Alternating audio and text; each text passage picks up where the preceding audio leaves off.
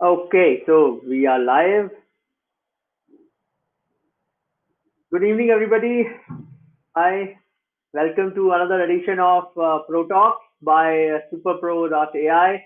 I'm your host, Gaurav Tripathi, co-founder and CEO of Superpro.ai. And as you know by now, in our Protalks, we keep bringing professionals from different fields, professionals who have worn different hats, and those professionals from whom we can learn something, from their journey, from their successes or failures, or anything that we can pick from their journey. So, with that, let me welcome all of you, those who are watching it live, and those will be watching the recorded version later on LinkedIn, YouTube, wherever, whatever time. Very warm welcome. And what you can do is, so those who are watching it live, you can put your questions in the chat box, and those who are watching the recorded version, you can still put your questions in the comments section wherever you are watching it. Please feel free to put in the comments. And also, if you want to reach out our guests, will be available on their Super Pro page. The link will be there in the description as well as in the comments. So if you want to reach out to our guests, yes, you can. Okay, great. And today we have another amazing professional, amazing super pro, as we call it, and with whom I'll be asking him questions around how he is changing the world and what is his journey has been. Yeah, great. So without further ado, yeah, over to you, Ankur. Thank you. Thank you, Gaurav and SuperPro, for have invited me for this session. This is really good, and the kind of work I believe the SuperPro and of course you are doing is commendable. And I look forward to a long-term association with you. So to talk about me, I work for upGrad as Associate Director Career Services. I started my career with HCL. I have had a couple of stints abroad and a couple of IT assignments. Came back to India in around 2007, found my calling in academics, started working for one of India's finest university, which is lovely professional university up here in the northern part of the country. And I worked with them for around 13 years. I was a professor in computer science. I've done my PhD in computer science. And along with that, I was taking care of the training and placements aspect of things. So I believe that at undergraduate level in computer science and other technical courses specifically, India is more about a success-based model where people are looking for placements and return on investments. And those who want to become researchers, yes, there are a couple of them who are interested in research as well, but that I would say that population is is 15 to 20%, but otherwise all 80% they look for transitions into good companies. So I thought, why not training and placements along with my academics? So I was taking care of the computer science department. I taught computer science for around 13 years. Worked with them on training and placement assignments where we are reaching out to companies to help the candidates get their preferred jobs. And I thought 13 years is a good enough time. Now let me move into the corporate world and see what the other side of the world is all about. So thankfully, I came across this opportunity in January. I joined, I believe, the number one edtech in higher education in India, which is upGrad, and I continue to do the same work that I was doing for LP. Difference being earlier I was working for one university, and now I have an opportunity to make a national footprint where we are catering to the candidates or learners all across the country. So that's pretty much about me. Wow, amazing, amazing. Okay. I will, as I do, typically I always start from the journey itself. So, uh, how was it when after completing your studies, you got into the IT job? Okay. Uh, uh, so, what prompted you really to shift from the IT side, pure IT side of things, to or from the corporate side of things to going to academics? What was the trigger behind it? I'll be very honest with you, Gaurav, and I believe if there are any freshers, any people who are just starting their career listening to it, I'll be honest, I had no clue. Very honest. To just studying, there were campus placements happening. Got into a campus placement, started working for HCL. Uh, my dad was abroad at the time. I got an opportunity abroad. I moved to Middle East. From there, I got an opportunity in Kenya, in Africa. So I moved there, came back to India, and then I just wanted to be in and around Jalandhar. To be very honest, I belong to a tier two city called Jalandhar in Punjab. So I would say yes, I did lack vision at that point of time, and I did not want to move to a I would say a metro city as such. And getting into academics and teaching was something that even when I was working in corporate, I used to take sessions at a very young age. I used to speak to people, and I believe that I have good communication and persuasive skills. So that's what that pushed me into academics. It was not my first choice, but once I got into it, I started liking it because it was a young university and a lot of opportunities coming my way to interact with the budding engineers, to work in various departments of the university, and that's something that kept me there. So what moved me there, to be very honest, no clue. I just wanted to remain in Jalandhar. That was the reason. And I don't want this generation to decide the way I decided. I think the level of awareness companies like you and others are generating, I'm sure no person is going to make a decision or will be as ill-informed or unprepared as I was in 2004. So it was a matter of chance. But once I got in, I started loving it, and that's the reason I stayed here for around 13 years because I was really enjoying my job. So So now lesson that two, you yeah. now that you say that yes, awareness has increased, and you see that definitely you would not recommend students making ill-informed decisions that way. So if you have to give an advice to your younger self back then, maybe you back in 2004, 5, or 6, what would that be? Uh, to advise to my younger self would be, and to today's generation, that better awareness leads to better choices, and better choices lead to better results. So you have to be aware of what's happening with you. Think a little bit ahead of time.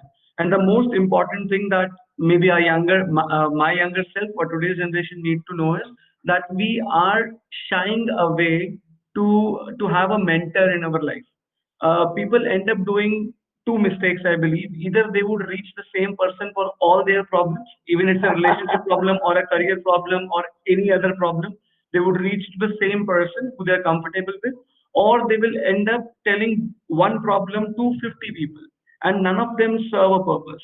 So anybody listening to this session, find a mentor. That is very important. You have to connect to people. Again, the kind of work you people are doing, you have so many experts on your platform, so people can reach out to them. Listen to the various things, and do take, if you're talking only about career, do take some um, some kind of psychometric tests to understand where does your passion or where does your likings like.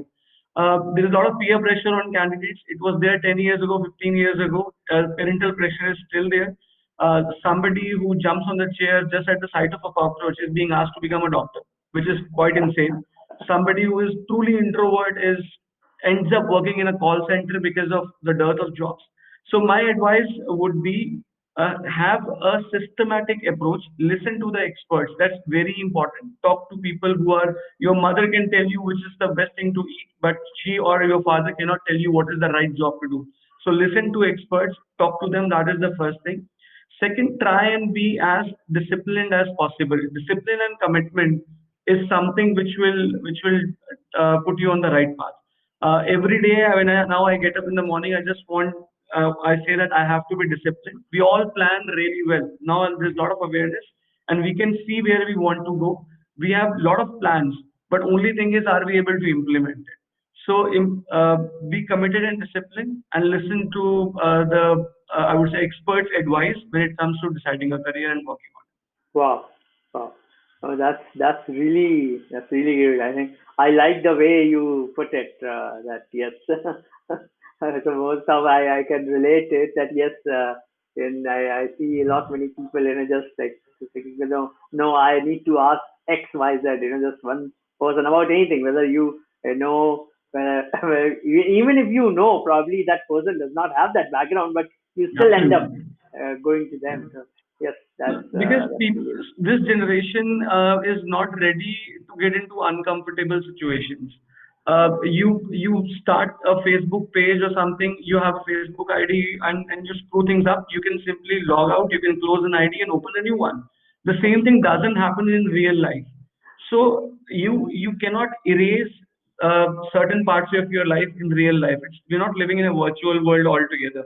Interviews still happen in person. When I used to talk to my students at LPU, I used to tell them. So I have a lot of my ex students, now I would say ex students, on my Facebook or LinkedIn and stuff, and the way they write, now everybody posts so fantastic, such fantastic memes. If you go through them, that is a new way of expressing your thoughts. So wonderful memes. Somebody puts a comment, and the kind of replies they write, you would feel happy that they can think on their feet, and communication or problem solving approach will not be a problem. But the moment you have an in-person communication, everything takes a nosedive. So I used to joke with them, your interviews will not happen on Snapchat or WhatsApp. But it's a 20, the chat would disappear the moment I answer a question. It's not going to happen. So they yeah, need to approach the right people, yeah. and they need to have these in-person discussions as much as possible. And on the other hand, for people like you and me, we have to help them. This generation does not know how to ask for help. They have been pampered, parenting or whatever. They're single True. child. You and me, if our teachers used to give us a bashing, our parents used to thank the teacher, and now it's the other way around. So this generation needs to be helped. So it is equal responsibility on people like you and me as well, that we have to reach out to them and help them wherever required. Great, great, great. So, on the topic of reaching out to mentors, so this question I've asked other pros as well. I'll ask you as well. How to so if I'm a student, it's one of the students that you get to interact with.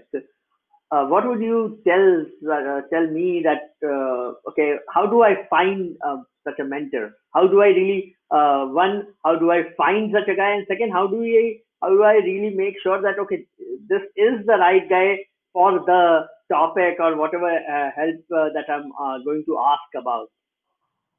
So again, with the advent of internet, things are very easy. I would ask them to start simple. Talk to your faculty. Talk to one champion teacher that you are aware of, or and if they can't answer, at least they can tell you who. If they can't guide you, at least Hmm. they can tell you who to reach out to. For example, Right. if now somebody comes to me and says they need some help in AI and stuff and all that, yes, upgrad is one area, but I would definitely recommend your name. You have had three startups and you have done such amazing work in the previous companies as well. So if I can't solve their problem on AI and machine learning, I can direct them to you or to somebody else.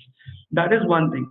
And am I directing him to the right person? Again, they need to search and get their hands dirty. Amazing thing for today's generation. They can simply check your LinkedIn profile, they can check your Superpro profile and see the kind of work you have done. I wanted to, let's say you wanted to become Jeff Bezos and I wanted to become Bill Gates 10 years ago. We had no clue. We could read books, we could True. randomly search on internet. Now I can hear it from the horse's mouth. I can visit your LinkedIn profile and see what exactly you have done, and I can simply follow your footsteps. If you have worked in if you have had three startups, you have worked in Germany, you help people expand business in Europe, and this is the same thing I want to do, I would reach out to you. And I always tell college students, best person to reach out is your alumni working in your dream company. I tell them go to LinkedIn, Yes. simply go for Yes. advanced search, simply type school name as, for example, upgrad, somebody who is an upgrad alumni, and he is from your city. With the kind of people that we have taught over 5 years, around 3 lakh learners, There is Wow. absolutely, I would say, 100% chance that you will find a person from your city working in your dream company who is an upgrad alumni. And I'm True. sure when you reach out, there is already a connect that exists. The person would be able to help you out. So talk to your faculty, talk to one person who helps you in everything. If and he should be able to direct you to the right person. Whether the person is right or not, that kind of I would say validation you have to do on your own by simply going to the LinkedIn profile and see the kind of work that person has done. But that's very interesting, because in my life as well, I've seen being from IIT, our alumni bond is pretty strong. So yes, I never even had to think twice about seeing anybody. Oh, it's from IIT Bombay, this batch. Okay, I just reach out, and yes, of course, people have been very helpful. So that's great that you bring it up. So in case of upgrad, yeah, when how does it work? Like does upgrad also have something around any initiative around alumni that people know that being an alumnus myself from upgrad, I know that yeah, if there are others who are reaching out to me, yes, I will be helping them out. How is the ecosystem already? Right. So upgrad, we've been into market for around 5 years.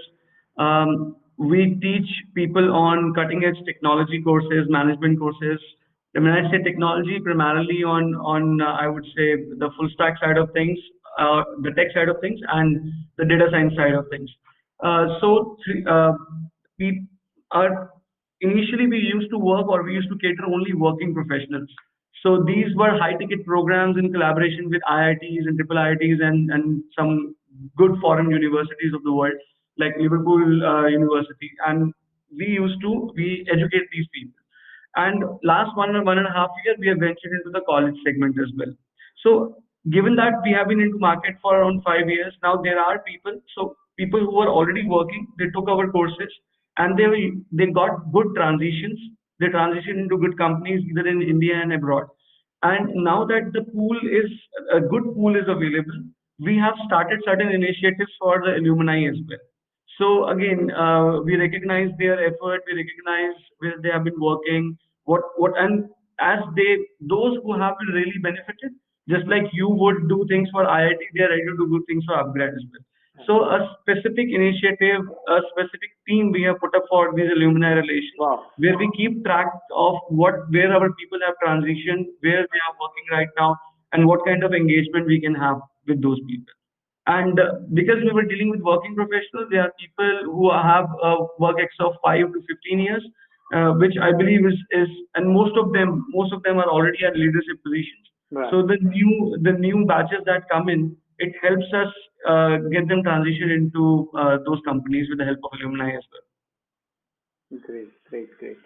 Okay. Coming back to your journey. So, given that you spent so much time at LPU, yeah, how was your evolution there at LPU? Yeah, how did you? So when you started, and then eventually you went more. You got focused more upon the training placement side of things. So even how did that transition happen? So, as I said, pretty young university. 2005 is when LPU became a university. It was only second or third batch. So, I would say I've seen the first bricks being laid in the university. So, earlier, and once you are into the system, you are a part of the initial group. Then, just like a startup, there's no dearth of opportunities. It's up to you whether you want to sit back, coast through your life, or you want to grab opportunities that are coming your way. And I believe I am a person who likes challenges and opportunities. So I started as a lecturer. In computer science, promoted to senior lecturer, kept working on the computer science side of things. And academics, I believe, I'll tell you, it's unless other than research, it's quite procedural. I mean, once you set up the processes, you have good faculty to teach people, things work on their own. You have the right set of faculty, you have right set of students, you have a set timetable, you monitor the quality, so things keep moving. It becomes a more transactional kind of thing. And I believe I'm a processes person. Things should be people process specific, not people specific. And when I've left LPU, I've not seen people saying that there is a void or something because I've always worked on processes. So when things were good in academics, I reached out to management. I said there could be some other opportunities I can look into. Yes, I'm the major. I use this term of the three alphabets which I use, which is P, A, and T. So training, admissions, and placement. If you do these three things right in a college or a university, it's a Mhm. pat on your back. If you don't do them well, it's a tap on your head. So this is kind That's of amazing. how I put it across. So I had worked in admissions, I had worked in training, and I thought that from entry to exit kind of thing, I should taste the entire system. And the university and the promoters are kind enough. If you're willing to take up an opportunity, they give you an opportunity. They give you time to experiment. They give you whatever team you need, and that is the kind of support you need from the management. So I started from academics. I don't leave things in between. When I saw that yes, things are in order, everything is process oriented. There are people who can take up my job, then I moved on to the next venture. And training and placement is really exciting. A new company comes in every day. They have a different requirement, different processes. A service-based company like Cognizant compared to a product-based company like Mhm. you, they would have very different hiring Yeah. standards and needs and requirements. So that's quite I would say that's an amazing experience. And So then you I'll go, interrupt you there. yeah. So okay, good that you said that you reached out to management, asking for more work, effectively, while yes, you could have simply laid back and doing what you are doing and getting paid for it. So yes, that I understand. That yeah, you wanted to do more, but when management they told you that okay, here could be an opportunity, what made you pick this up? You know, the training and placement side of things. What did you? How did you see yourself that okay, this is something which you would be able to do well? All previous engagements were something which were internal to the university. Even academics or a part of Hmm. role that I played in admissions, everything was where I was dealing with people inside the university. I wanted to work with people outside the university. Another thing, it was a major pain area where I could see training and placements is something where there was a lot of work that could have been done, and I was not the only one. Good team. There were a couple of seniors as well, a couple of juniors as well. So I wanted to.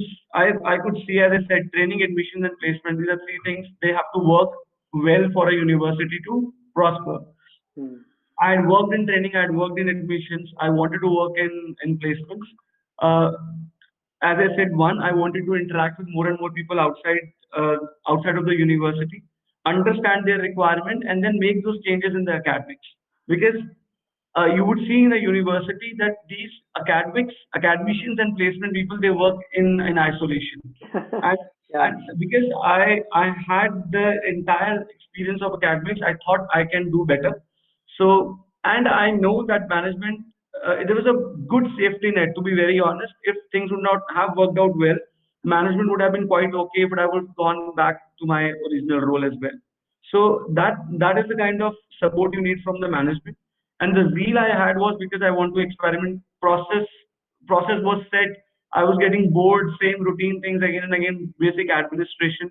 So this is something which I thought will be a good opportunity for me and the university as well. So that was the reason for me to move towards placements, and the same reason pushed me into upgrad. I was catering to one university.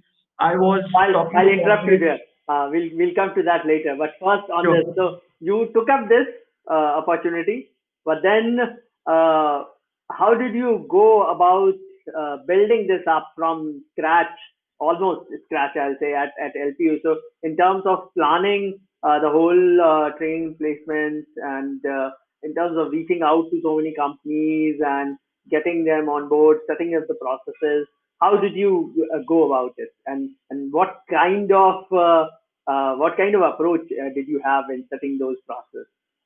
Right. So you need three things, I believe, for anything to succeed. One is strategy, operations, and people. So when it comes to people, you need a good team. I had a very good team of people who were working with me for a couple of years. I took some people with me into the new department.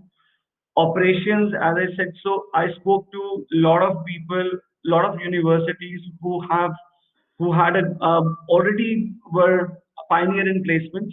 So what kind of models they were working with, what kind of people they were in touch with. So picked up all the good practices, good people, good practices, and whatever knowledge I had and whatever I gained from all these things, we strategized and we worked on that. So first thing was to get in good trainers, make some changes in the academics, the way these kids were being trained, uh, got in good trainers, got a good team of people who were looking at placements, reached out to as many corporates as possible, understood their needs, and we were able to sell the idea of quality students to the corporates, and that is something you cannot fake. So we worked on the product being the students. You can cheat somebody once, you can cheat somebody twice, but not on a Yeah. regular basis, right? Yes. So unless we have a good, and once we have a good product, it will automatically sell. So the idea was not to do repair and maintenance, but to prepare our students in such a manner that they are able to, I would say, they become they are accepted in the corporate world. So it took a lot of time, 4 5 years from the first year of engineering student getting in. Another thing was, so as I said, training is, as you are asking what we did, training is very important. Students, they don't like soft skills, as I said. They feel that I am into a computer science program or a Yes. mechanical program or a civil program. I have to do engineering only. Yes. But soft skills is something that cuts across all the programs and is something which will help you everywhere. So we made them realize the importance of that.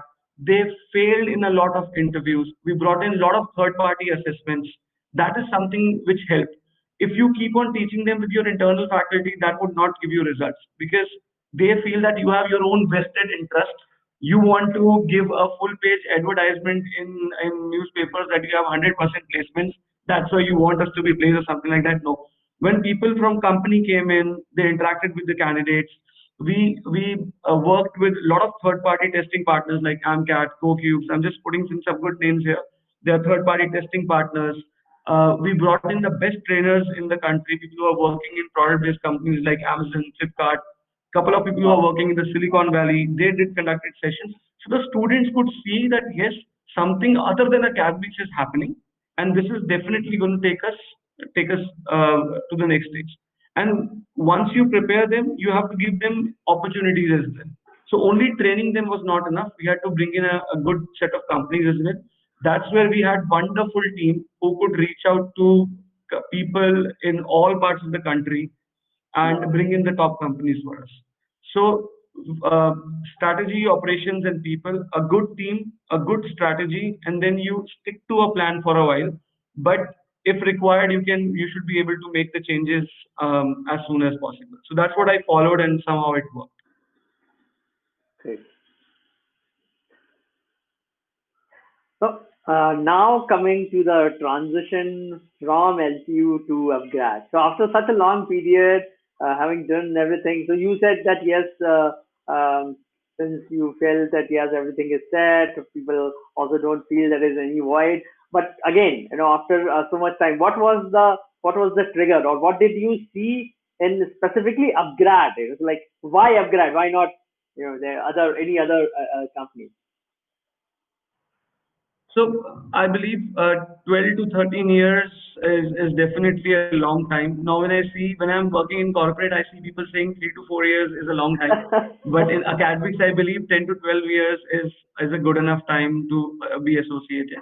Uh, 2020, I would say, was a very challenging year. I would say the 2020 batch, which was previous year, before COVID.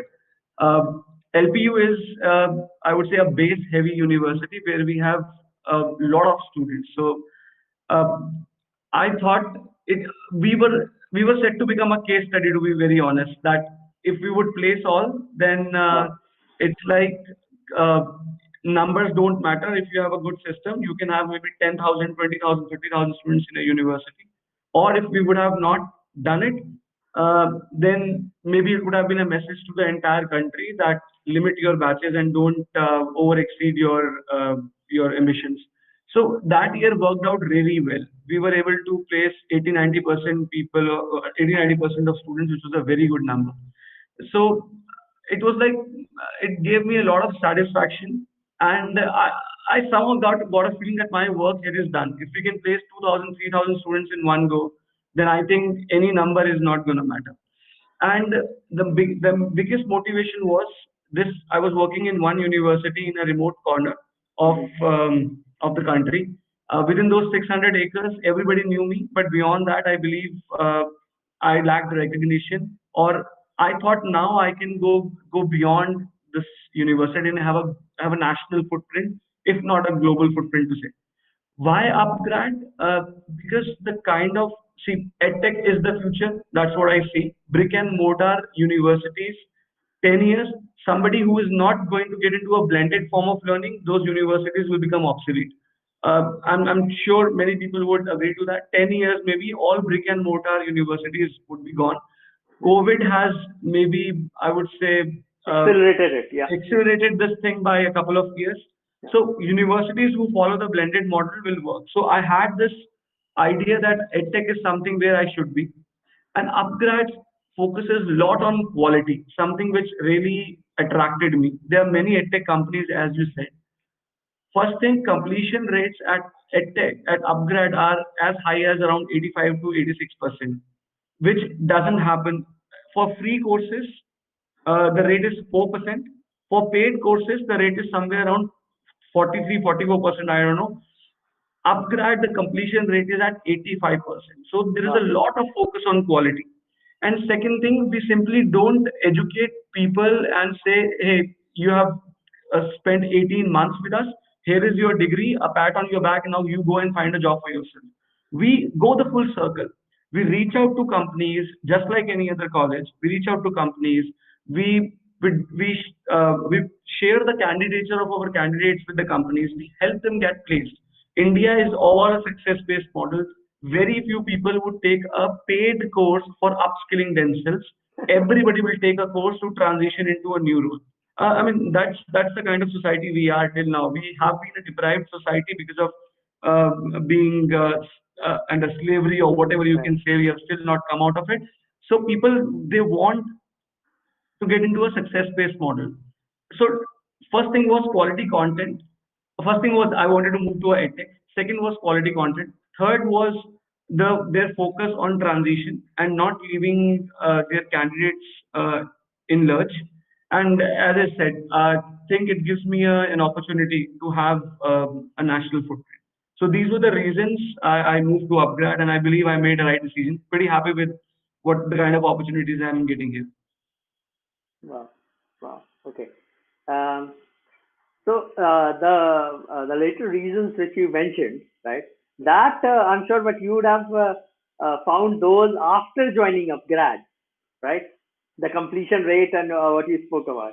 No, I did research everything before I got into Oh, this. wow. So if I ask my students to research properly before you get into a company or before you appear for a company, it would be a shame if I don't do it myself. So I did research. I'm thankful to God I had a couple of options, but and I'm really happy that I chose upgrad, or rather upgrad gave me an opportunity to work with them. So that was I would say a, a good moment. How would I decided, and it how worked. would you say that if when you're saying that students should do their research, yeah, or even professionals, in your case, like when they are searching the jobs or let's say completing that course and they are then looking for a better opportunity.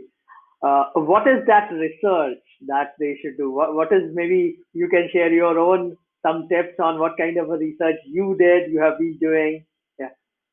Yeah. So I normally tell all my students that it's not going to happen overnight. It's not going to happen that you're going to appear for a company and get selected. In case there is a dream company, follow them on Twitter, follow them on LinkedIn, Wow. comment on.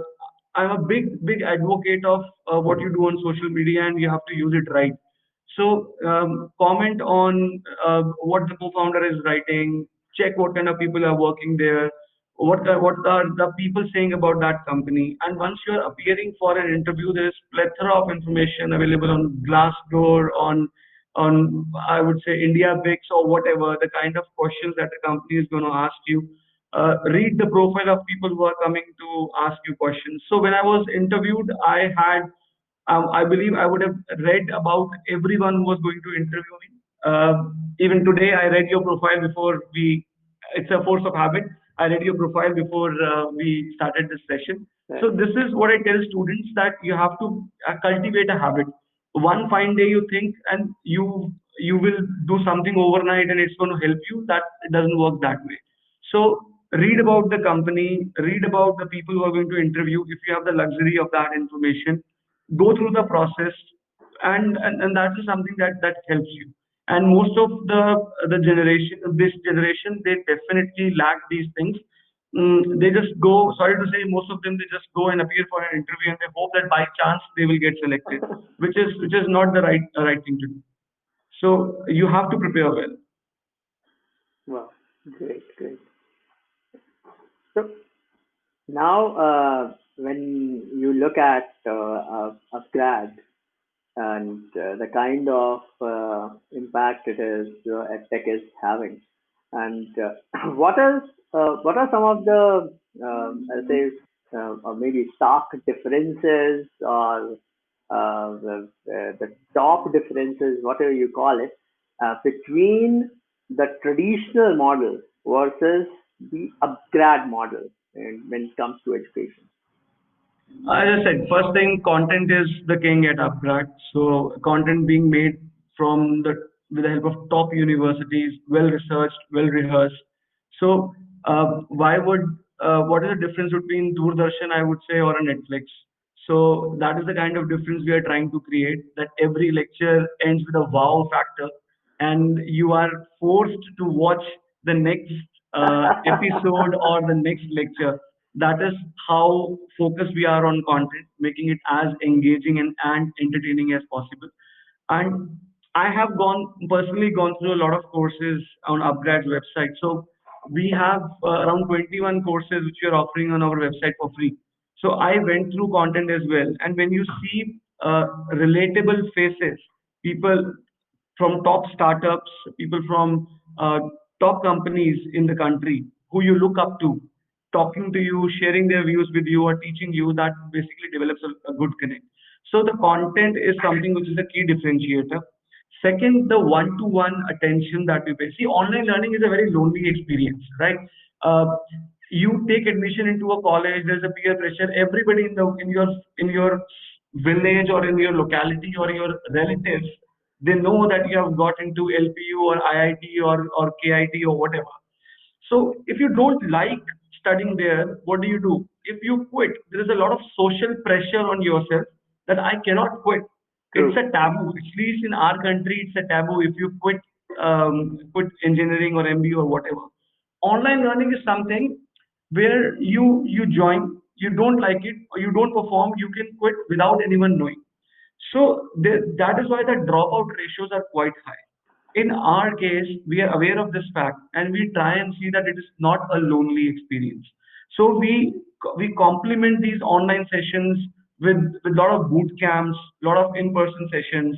There is a personal mentor, a coach assigned to every candidate. So that person is, again, as we started in the beginning, we talked about career coaches and stuff. That person is your one-stop solution for everything. You talk to that person, and if you don't talk, that person is going to talk with you. And second thing is, maybe people like it or not, we try and involve the family members into the whole thing. See, if you have spent 3 to 4 Wow. lakh rupees on a course or upwards of 1 lakh rupees on a course, definitely you are serious about that project or that course. That's why you have invested. But then life gets into the way. You have work, you have targets and all that stuff. With students, you have other issues. So we try and involve their family members as well. So if let's say today you take up an upgrad course and you're lagging behind the timeline, your wife or your friend or somebody else would get a call that you are off track. So rather than spending 3 lakhs on your wife's jewelry, you have taken up a course. You are going to get a serious bashing from your wife, right? So one-to-one mentoring. uh, quality content, and the transition, as I said, the transitions that we bring are the key differentiators at upgrad or any other traditional model. And now, of course, this is a question which I'm sure you would have answered multiple times by now. The impact of COVID, yeah, on education as a whole, and specifically on the upgrad model. What do you think? So I believe it's going to be a K model kind of a recovery. Some sections or some sectors are going to boom and some are going to slide down further. On traditional universities, you have seen admissions have plummeted all across the country. People are, because of the NEET exam and all those exams getting delayed, most of the candidates are happy to stay put and not take admission in regular colleges. And the online learning has seen a boom everywhere. You have seen with what's happening with the below K-12 segment, be it White Hat Junior, be Yes. it Byju's, be it all those Topper and everyone. Everybody, every edtech is blossoming. Only thing is if they can control the churn or if they can maintain the run rate even after the COVID as well, that would be important. For people, any fresher or anyone listening, I have couple of advice, a few advice for you. One thing is, uh, be ready to attend more and more interviews because companies are still going to hire. They are going to hire in lesser numbers, but their expectations would be more. So they Hmm. are going to be more and more stringent with their process. True. So first thing is be ready to give as many interviews as possible.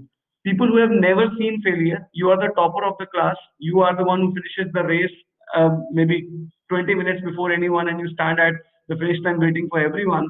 Even you will face a lot of challenges. So that's where soft skills will play a lot of part to maintain your mental balance, Wow. and you be ready for failures.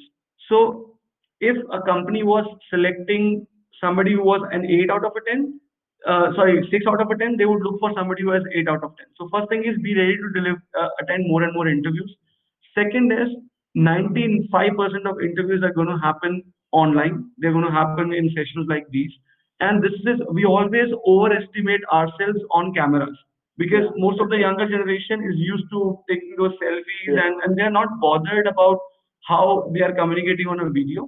So when you are talking, now I'm not looking at screen, I'm looking at a camera. It is very hard for us because I can see your head nodding and stuff on from the corner of my eye, but I have to look at the camera. And this can only come with practice.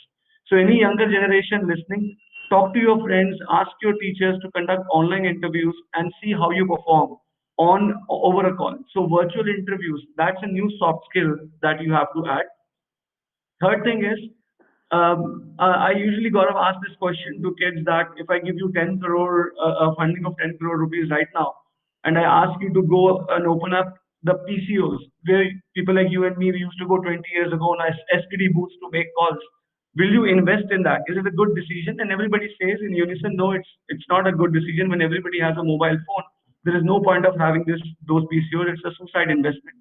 So similarly, you have to look for areas where the jobs are. Anything digital will have a job. Gig economy is going to kick in really fast. So if you are somebody who is good at coding and you say I would only work for a travel company, it's not going to revive in a couple of years. So be on the lookout Yeah. for areas where the jobs are, and jobs are anything which has a digital in front of it has a lot of jobs. So look for those areas, upskill yourself, which is no most of the people are not ready to do. They really want to simply get a job. Nothing. I believe dandruff is the only thing that you get for free and nothing else. That's very interesting. That you point out. I want you to elaborate on that. That's, I think we didn't cover it. What's the core need? Why I should really think about upskilling, especially people when it's not about their first job. Yeah, let's say it's about I'm already working. Yeah, and that level. Why I should really think about it. Right. So, Gaurav, if I may ask you a question, how did your grandfather get a job? Any idea? Sorry. How did your grandfather get a job? Any idea? Uh, no, don't know really. And how many jobs did he change over the course of his? He work didn't. life? Any idea? I don't think he changed the job. Yeah, he retired from the same job. Yeah. So my grandfather used to tell me a story that once he graduated, his father took him to a friend of his and said that he has completed graduation. Is there a job for him? And this is how my grandfather's interview went. The person asked him, "Do you know how to write?" He shrugged his shoulders and said, "I'm a graduate. Of course, I know how to write." He said, "You can come to work from tomorrow." Wow. So he joined that job and he remained in the job throughout his life. If you ask any fresher right now, in the best of their dreams, they can never imagine this interview. If you ask them what is the easiest interview that you can go through, they would say a small written test, aptitude test, and maybe an interview, but it cannot be anything any easier than this. And he stayed in the same job. The need of reskilling was not there. Yeah. My father, maybe two jobs, three jobs. In 16 years of work life, this is my fourth job, although I've spent 13 years in one company. And if the younger generation talks to someone who is 7, 8 years old uh, in experience, they would have already changed three to four jobs. True. So the shelf life of every skill is diminishing at a breathtaking speed. Look at for the younger generation. Look at the people who are sponsoring IPL.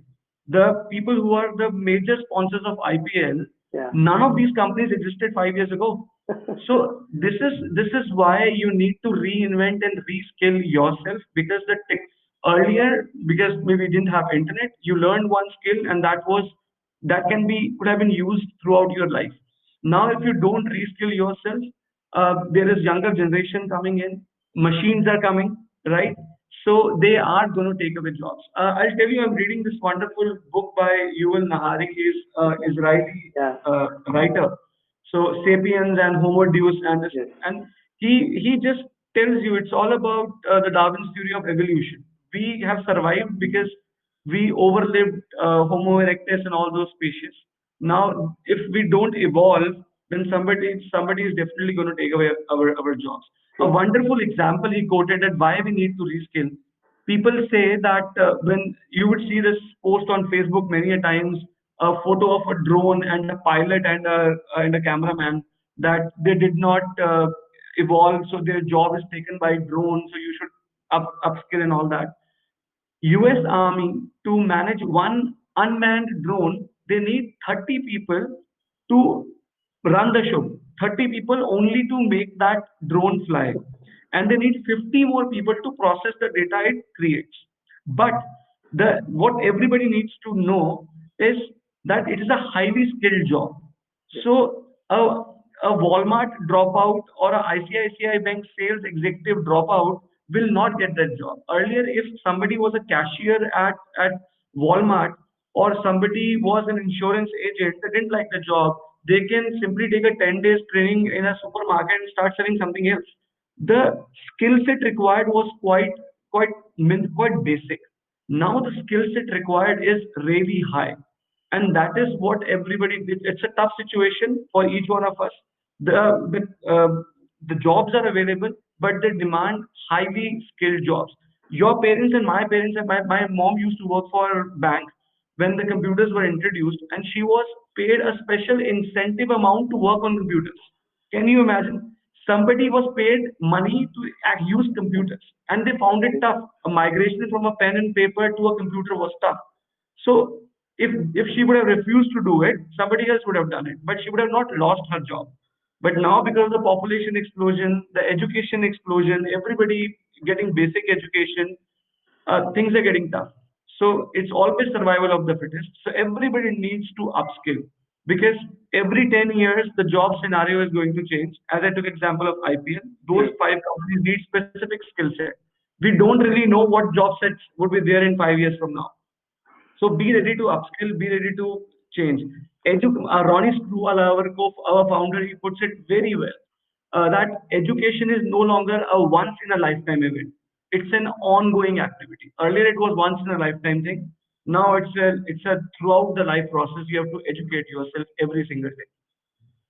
Sorry, I've taken a longer route to answer this question, but it's something which I'm really passionate about. That people should upskill, people should learn more and more. So yeah. I'm just writing it down. Yeah. So now I'm going.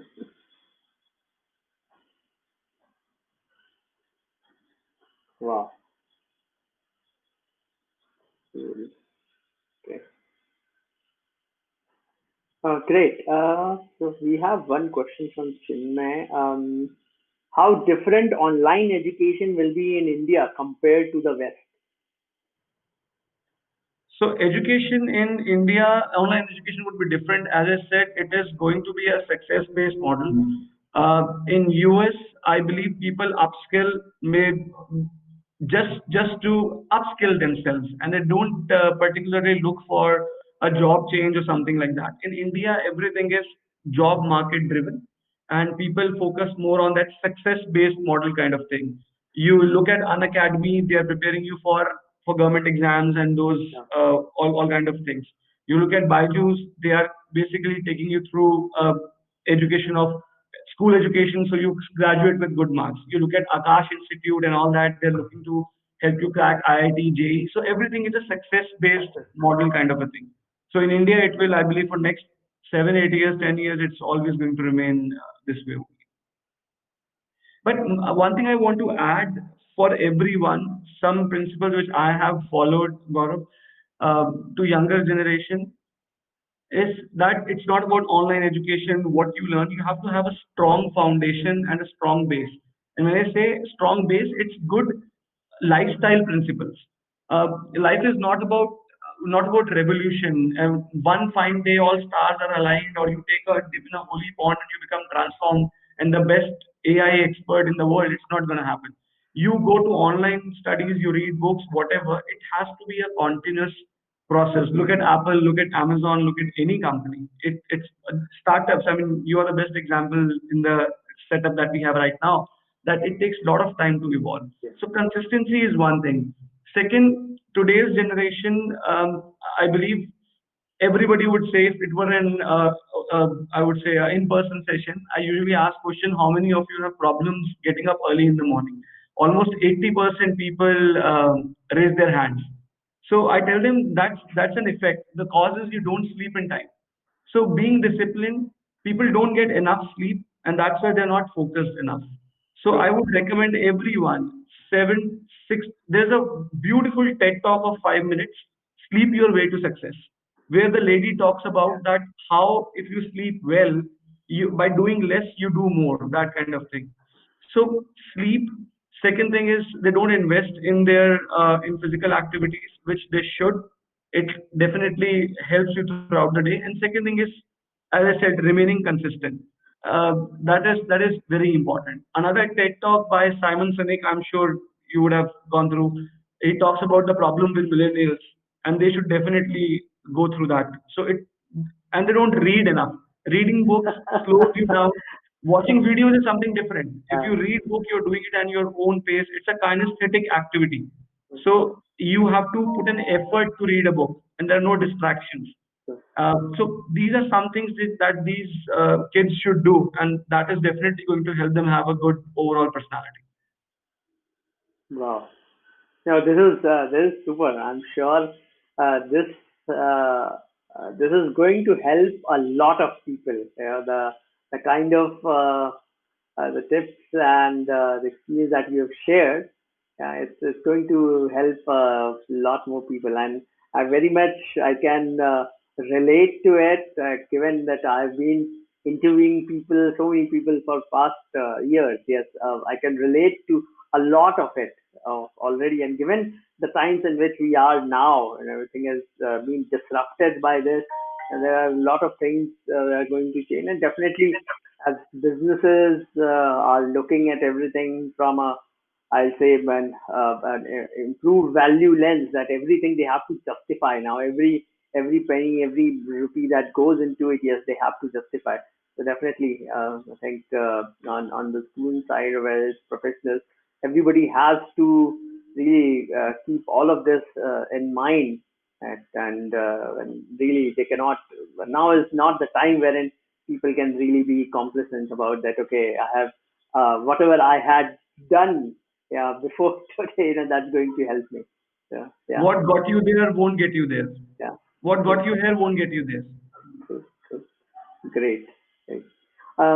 So, Ankur, any final, any closing remarks from you.